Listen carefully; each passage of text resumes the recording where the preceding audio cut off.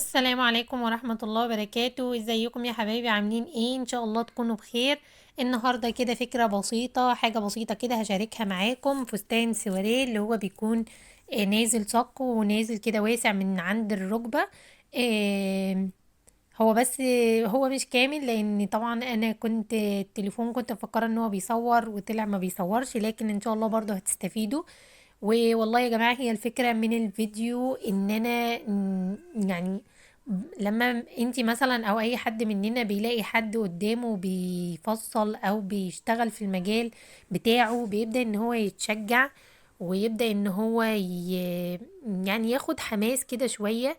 انا عن نفسي ببقى كده ببدأ ان انا اخد حماس من اللي حواليا، وببدأ ان انا اتحمس لما بلاقي حد شغال، حد متحمس. فان شاء الله احنا نحمس بعض ونشجع بعض باذن الله، وانا بتشجع من كومنتاتكم الحلوه. فاكتبوا لي كومنت حلو وشجعوني، وان شاء الله استمر معاكم باذن الله لحد ما نوصل لحلمي وهدفي، وانتوا كمان ربنا يحقق لينا كلنا اللي احنا بنتمناه. اتمنى من قلبي كل واحد فينا نفسه ربنا يحقق له حلم، ان شاء الله ربنا يحققه له. هنا القماشه دي الستان انا جبتها 3 متر. 3 متر انا هقص اللي هو الفستان اللي هو السواريه الصك. اول حاجة انا هقص على الستان لان انا جايبة التانية 2.5. يعني هحاول كده هعملها زي عكس بعض اللي هي ايد ورجل، فعلشان تظبط معايا فانا هقص الستان الاول وهعمله هيكون زي باترون كده ليا. هاخده وهبدأ ان انا احطه على الكافيار. طبعا الكافيار انا طلبت منه 2.5 فقط كتوفير، يعني علشان طبعا عارفة ان القماش الكافيار عالي جدا. ال- المتر بتاعه وصل ل200 و250 وفي 300 كمان. فبحاول ان انا ايه يعني اطلب اقل شوية، وببدأ ان انا اظبط حالي في القماش. وانتي حاولي برضو ان انتي تتعلمي الجزء ده، هيفرق معاكي جدا ومع الزبون بتاعك، ان انتي تكوني بتوفري للزبون بتاعك في القماش. فهنا اول حاجة كده هنبدأ انا كده بقص في الخلف. حطيت طبعا الخلف تحت اللي هو طالع جزء كده لبره انا معلمة عليه، وده الامام اهو، الامام اللي هو فوقه. قصينا حردة الرقبة والكتف حردة الجيرو. بتحددي مقاس الوسط بتاعك، مقاس الصدر، مقاس الوسط، مقاس الهانش. وببدأ ان انا اخدها كده لحد تحت طول الفستان اللي انت عايزاه. بتيجي بقى مثلا ان انتي بتكوني واخدة على الزبونة طول الفستان لحد فين، لحد الركبة مثلا. ومن عند الركبة كده بتاخدي المقاس الوسع اللي هي عايزاه، وبتاخدي بقى من عند الركبة وبتبداي ان انتي توسعي. يعني اتمنى كده تكون الفكرة واصلالك انتي بتعملي ايه. انا باخد كده من عند كتفها لحد الطول اللي هي عايزاه، وليكن الطول ده طلع مثلا 100 سنتي. فبتحددي عند ال100 سنتي كده، وبتاخدي بقى الوسع بالمزورة بتاعتك على قد ما الزبونة هتعرف تمشي، او هي عايزة الوسع قد ايه. بتحددي الوسع، يعني هي ممكن واحدة عايزاه مثلا 90 80. انتي بتربطي المزورة كده على رجلها، بتمسكيها بايدك وبتقولي لها كده كويس، كده الحركة كويسة. فالموديل ده انتي بتحدديه على حسب طلب الزبونة بتاعتك. تمام. كل زبونة طبعا في حد بيبقى عايزها ضيقة، في حد عايزها يعرف يتحرك فيها شوية على حسب. بس هو الموديل ده كل لما تكون ضيقة بيكون أفضل. أنا هنا عاملاها عندي حوالي المحيط كله حوالي 90 سنتي. فطبعا كده المفروض تبقى هي عندي 22.5.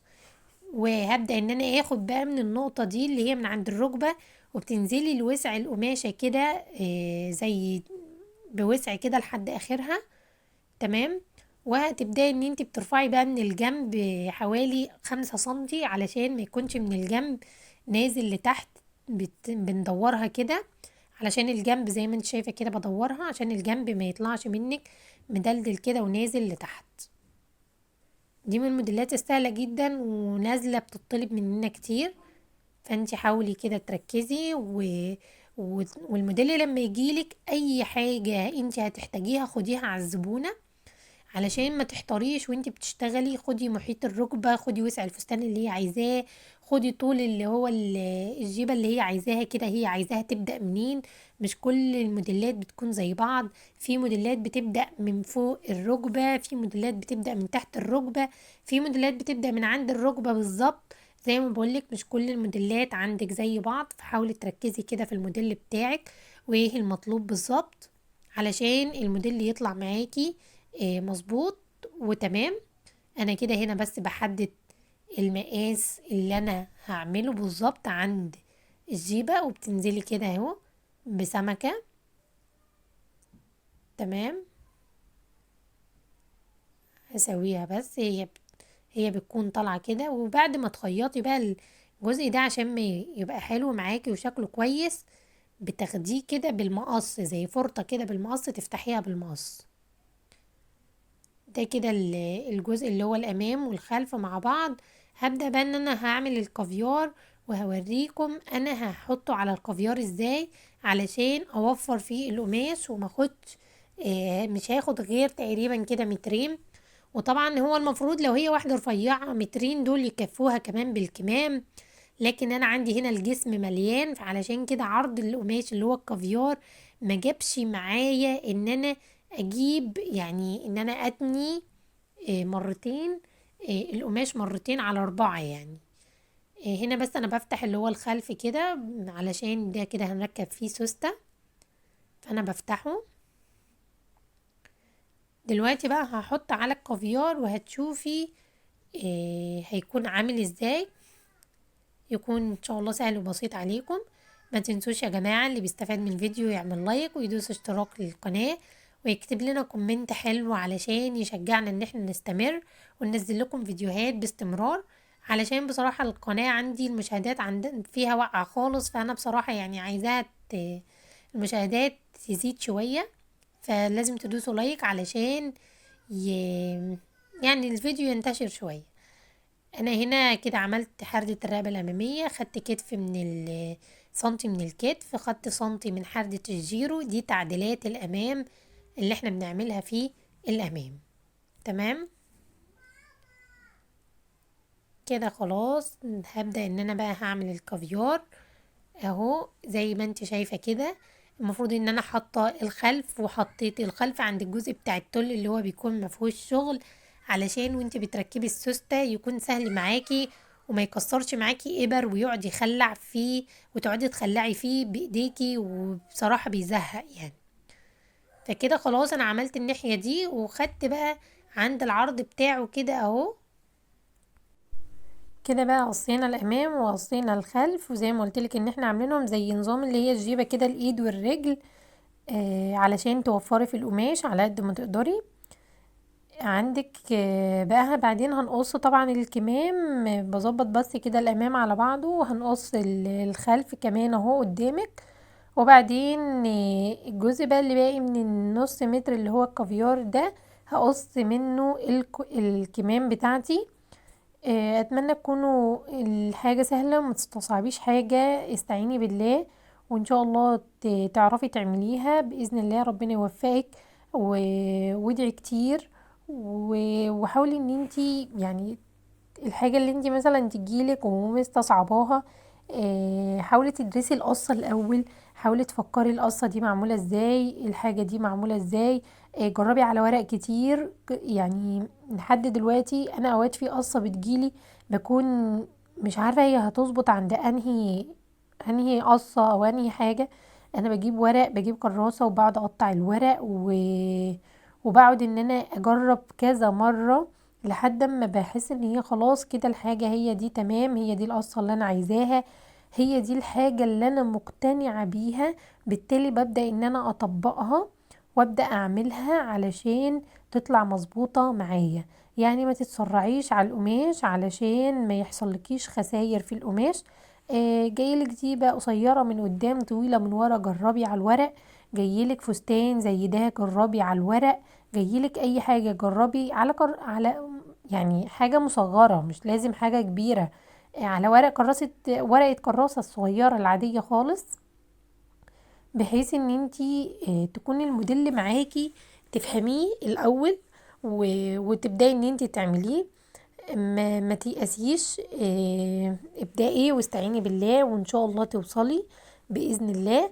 ربنا يوفقنا ويوفقنا جميعا يا رب ان شاء الله. هنا طبعا بقى انا هنا هقص من الجزء ده الكمام بتاعتي. الكمام هقصها اللي هي الكم منفوخ كده شوية لفوق، فطبعا انا باخد طول الكم وبزود 10 سنتي كده فوق الاول، دول مليش دعوة بيهم خالص. اهو بشد خط بعد ال10 سنتي، وباخد بقى من ال10 سنتي دول باخد طول الكم اللي انت عايزاه، سواء 60 سنتي سواء 65 سنتي زي ما انت عايزة. بس ال10 اللي فوق دول مليش دعوة بيهم. بنزل بقى سقوط الكم كده 11 سنتي، وباخد من ال11 سنتي دول لحد راس الكم اللي هو الطبيعي بتاعي، مش اللي انا رفعاهم فوق الكم. باخد كده 10 سنتي، بشوف نص الكم فين. وببدأ ان انا اعمل الدوران بتاعي، باجي عند الخط بتاع نص الكم وببدأ اعمل الدوران لفوق. طيب بدل ما اطلع بقى على اول الكم، لا انا بطلع على ال10 سنتي اللي انا سايباهم زيادة لفوق. دي كده طريقة اسهل طريقة ممكن تعملي بيها الكم اللي هو المنفوخ او الكم المرفوع لفوق. بتحددي بقى وسع المعصم بتاعك قد ايه. انا هنا عملته 14 سنتي، وبتبداي ان انتي تقصي الكم بتاعك.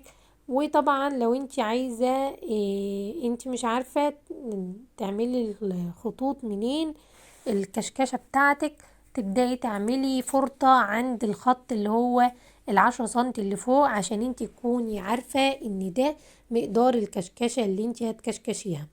هنا هعمل فرطة كده في نص الكم بتاعي، علشان وانا شغالة على المكنة اكون عارفة ان ده نص الكم بالظبط. ودي الفرطة دي بتكون عند الكتف.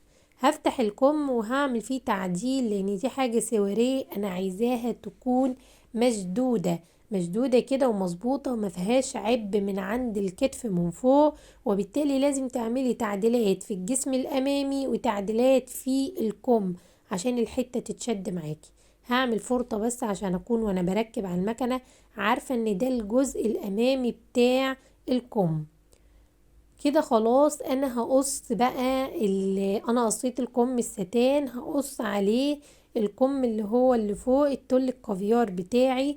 وكده يكون الموديل بتاعنا خلص. تقفيله سهل خالص على المكنة. هتركبي سوستة في الخلف، وبعدين هتقفلي الموديل من الجنبين وهتركبي له الكم. اتمنى تكونوا استفدتوا من الفيديو، واتمنى اكون شجعتكم بحاجة بسيطة واستفدتوا بمعلومة ان شاء الله. ما تنسوش اللي يستفاد من الفيديو يعمل لنا لايك ويدوس اشتراك في القناة، ويكتب لنا كومنت حلو علشان يشجعنا ان احنا نستمر وان احنا نكمل في تنزيل الفيديوهات. ان شاء الله هنزل لكم قريب جدا حاجة للعيد. والسلام عليكم ورحمة الله وبركاته.